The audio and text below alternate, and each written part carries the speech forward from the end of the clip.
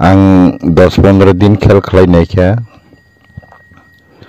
kaisa social media o kaisa kok viral langjak gobang mana viral jak arani bisang kaisa partner sana naimani abong ka buini besar gobang ma sini buba garano officially babe bono maharaja hanani kunu jukti gri bo bahike maharaj sengkha botamuni maharaj bonaseng maharaj mania tangai tripura tonghani seng maharaj mani nani officially boje maharaj tam praman tong গণতন্ত্র দেশে তাম মহারাজা tong ববরণী মহারাজা এই বিভিন্ন যে comments হামিয়া comments আবনে তুই বিনি লগি tongনাই rock মেটা ফেটা হানি tongনাই rock সিজাক নুকজাক হানি tongনাই rock রংজাক হানি tongনাই rock বরগনা কেবদা cock সানো হানি নাসিং tongমানি কেব কোনো ফানা সানাই করি বুবাগরা তো akong nakipirok na ni kogya bubagra sana ni kog puya kintu nini bubagra no buju de aba he hamya comments khai tong khai nang to obong sani borok hisabe akok na pirok thai kalayo jai hok abani bai kebni kok pirok mong nuye ni bage ang tini kaise kok abrong na masanai ni wan sugi ma phaike tabe ang buni busano se uddesho khai sanan nai maba ang bunyi kokban sasine ni wansugi sanani jengi dong abani bagai ang tabuk asal kogo thangsinai hello Tripurar সকল জনগণ ত্রিপুরা বাসিন্দা ত্রিপুরী বাঙালি সকল অংশের মানুষের প্রতি আমার শ্রদ্ধা জ্ঞাপন করছি সবাইকে ধন্যবাদ তো ইদানিং একটা কিছু সংখ্যক লোকের যে সোশ্যাল মিডিয়ায় কমেন্টস দেখছিলাম যে মহারাজ প্রদূত কিশোর মানিক্য বাহাদুরকে অফিসিয়ালি মহারাজ বলার কোনো যুক্তি নেই গণতন্ত্র দেশে কি মহারাজ আছেন কোথাকার মহারাজ সে উনি যে মহারাজ তার কি যুক্তি আছে কি প্রমাণ আছে এই যে বিভিন্ন তাকে আমরা কেন মহারাজ বলবো কোন যুক্তিতে আমরা মহারাজ মানব এই সব যে নেগেটিভ কমেন্টস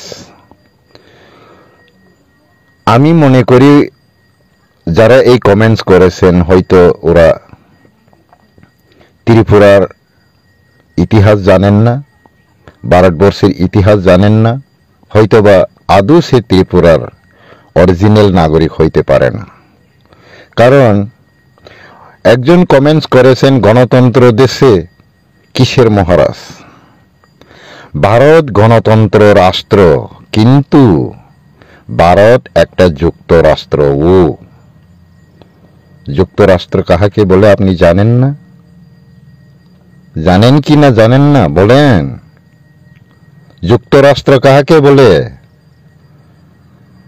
প্রায় 200 বছর ব্রিটিশ শাসনের পরে শতক একাধিক যে রাষ্ট্রগুলো একত্র হয়ে একটা ভারতবর্ষ রাষ্ট্র গঠন করেছে একাধিক রাষ্ট্র একত্রে একটা রাষ্ট্র গঠন করাকে যুক্তরাষ্ট্র বলে এই যুক্তরাষ্ট্র অনেকেই উইদাউট কন্ডিশনে যোগ হলেও কিছু রাষ্ট্র আছে উইথ কন্ডিশনে ভারত ইউনিয়নে যোগ দিয়েছেন maybe India democracy country but India union country also আপনার সিনা নাঙ্গো ভারত কাছে ভারত একটা যুক্তরাষ্ট্র সেটাও জানতে হবে ঠিক এই যুক্তরাষ্ট্রে যারা যোগ দিয়েছেন তাদের মধ্যে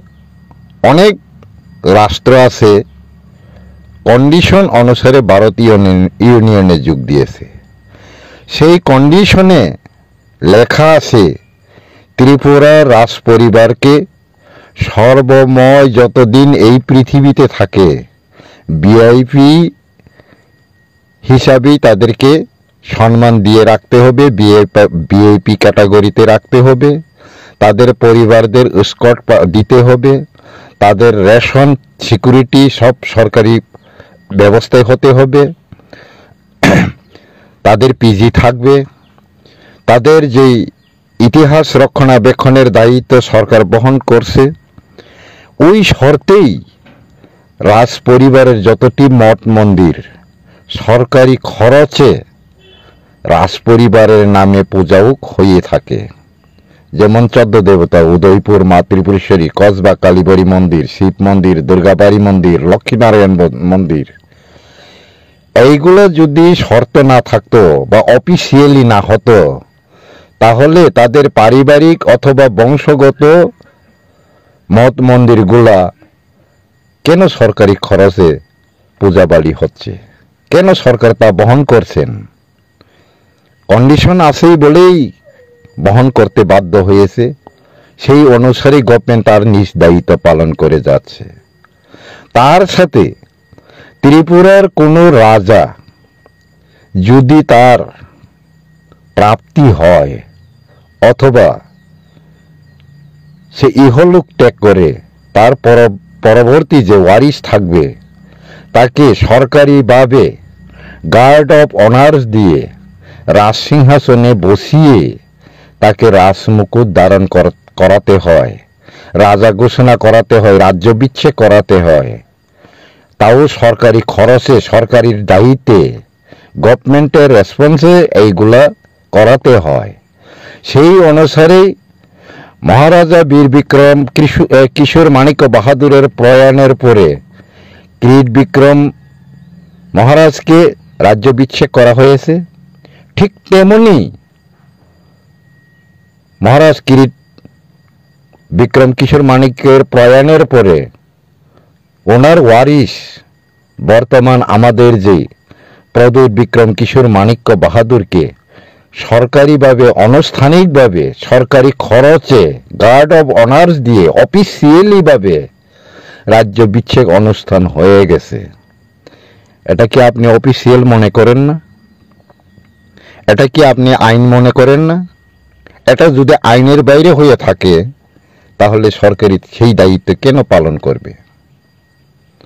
সরকার কেন তার খরচ বহন করবে? সরকার কেন তার নিজ দায়িত্বে এই অনুষ্ঠানগুলো করতে বাধ্য হবে?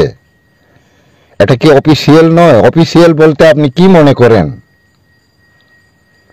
রাজতন্ত্র রাজ্য নেই, গণতন্ত্র দেশে ভারতবর্ষে কোনো রাজতন্ত্র রাজ্য নেই, কিন্তু কতগুলো রাজ্যের রাজাদের লিখিতভাবে চুক্তিবদ্ধ আছে যে তাদের আজীবন রাজ সম্মান দিয়েই রক্ষা করতে হবে, তা সরকারের দায়িত্ব গ্রহণ করতেই হবে। এটা আন্তর্জাতিক চুক্তির মাধ্যমে এই সমস্ত ব্যবস্থাগুলো চলে আসছে এবং চলছে, আগামী দিনেও চলবে, থাকবে। তাহলে কি আপনি মনে করেন না যে ত্রিপুরার মহারাজা, ত্রিপুরা কোনো এককালে রাজতন্ত্র ছিল, সেই বংশের ওয়ারিশ বর্তমানে সরকারিভাবে, আনুষ্ঠানিকভাবে রাজ্য বিচ্ছেদ হয়েছেন, মহারাজ পদে নিযুক্ত হয়েছেন? আপনি যদি এই ত্রিপুরা রাজ্যের নাগরিক হয়ে থাকেন, আপনি তাকে রাজা মানবেন না? আপনি তাকে মহারাজা মানবেন না? সারা ত্রিপুরা রাজ্যের সমস্ত জনগণ যদি মানেন, আপনারা কতিপয় লোক কেন মানবেন না? যেমন বর্তমান যে ত্রিপুরার মুখ্যমন্ত্রী, হইতে পারে উনি বিজেপির হয়ে প্রতিদ্বন্দ্বিতা করেছেন, নির্বাচিত হয়েছেন, ওদের দল সংখ্যাগরিষ্ঠ হয়েছেন, কিন্তু সংখ্যাগরিষ্ঠ দলই সরকার মন্ত্রী পরিষদ গঠন করেন। কিন্তু আমি সিপিএম করে বলে, আমি কংগ্রেস করি বলে, আমি অন্যান্য বিভিন্ন রাজনৈতিক দল, বিজেপি বিরোধী দল করি বলে, আমি বর্তমান যে বিজেপির নির্বাচিত ত্রিপুরা সরকারের যে মাননীয় মুখ্যমন্ত্রী ডক্টর মানিক সাহাকে আমরা মুখ্যমন্ত্রী বলতে বাধ্য নই?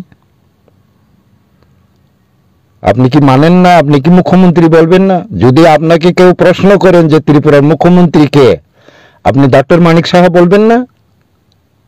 হইতে পারে আপনি কংগ্রেস সাপোর্টার, কংগ্রেসের ভোটার, কংগ্রেসের নেতা, হইতে পারে আপনি সিপিএম এর নেতা, সিপিএম এর সাপোর্টার, সিপিএম এর ভোটার, কিন্তু আপনাকে মানতেই হবে, এটা রাষ্ট্রের আইন।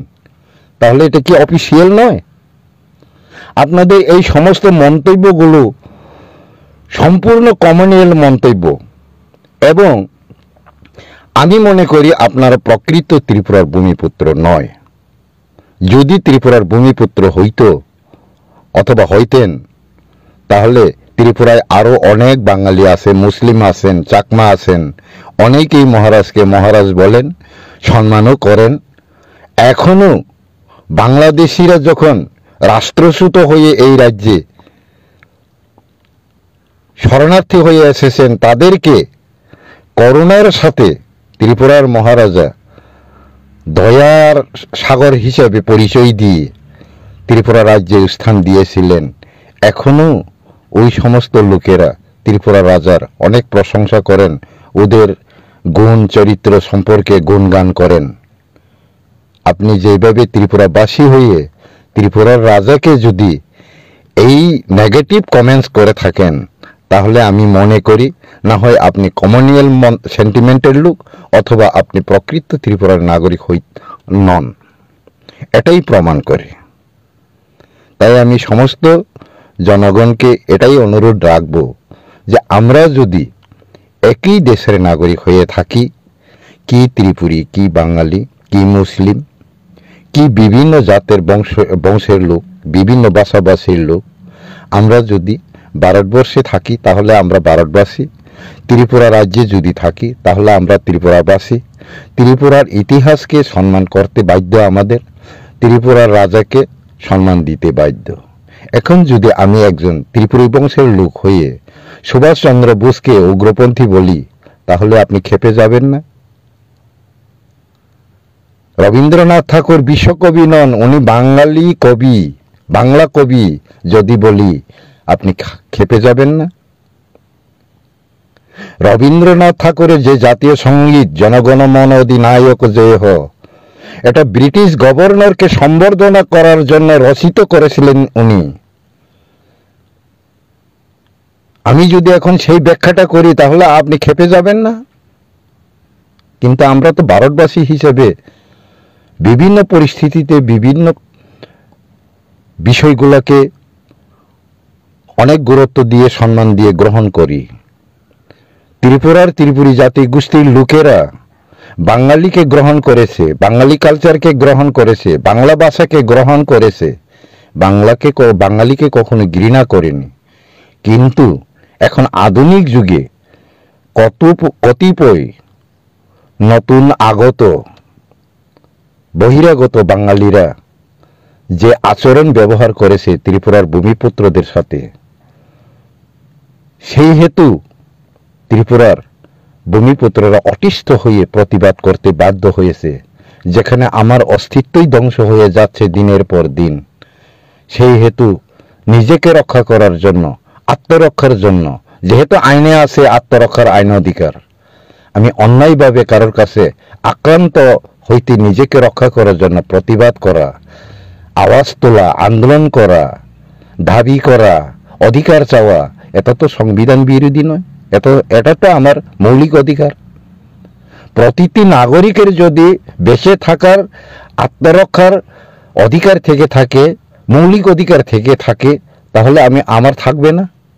অন্যান্য জাতিগোষ্ঠীরা নিজের আত্মরক্ষার জন্য সংগ্রাম করার অধিকার থাকলে আমার থাকবে না? আন্দোলন করার অধিকার থাকলে আমার থাকবে না? দাবি করার অধিকার থাকলে আমার থাকবে না? প্রতিবাদ করার অধিকার থাকলে আমার থাকবে না? আমারও তো থাকবে আপনাদের মতো। আপনাদের যেমন বাঁচার অধিকার রয়েছেন, সমস্ত কিছু মৌলিক অধিকার রয়েছেন, মৌলিক অধিকারের আওতায় যেগুলো দাবি আছেন, এই অধিকারগুলো আপনারা প্রয়োগ করছেন, অ্যাপ্লাই করছেন।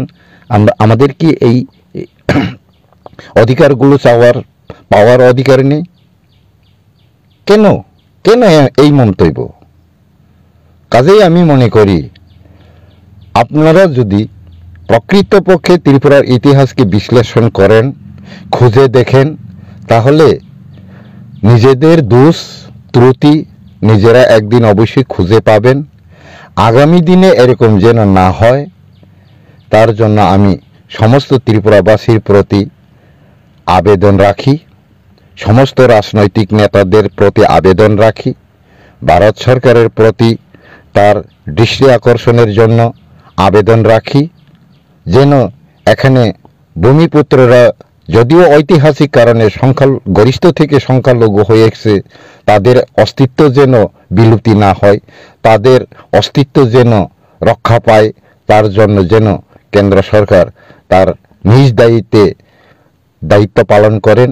সেই দিকে এখানে আমরা যারা বাস করছেন তারা একে অপরকে ভালোবেসে প্রত্যেকেই নিজ নিজ অধিকার আদায়ের জন্য একে অপরকে সহযোগিতা করে বসবাস করেন।